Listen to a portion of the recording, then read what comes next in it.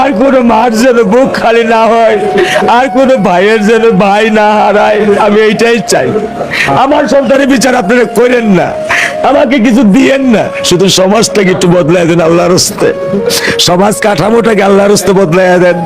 সমাজের বিবেকবান মানুষদেরকে আপনারা একটু বিবেকটাকে সঠিক পথে চালাবার ক্ষমতা দেন। আমরা একটা কথা আপনার মুখ থেকে শুনতে পেরেছি, আপনি রাষ্ট্রের কাছে বিচার চাচ্ছেন না, আপনার মেয়ে চাচ্ছেন। আসলে কেন আপনি একজন বাবা হয়ে বিচার চাবেন না কেন? আমার বয়স 55। জি। আমি ওরকম ভাবে আমি দেখিনি।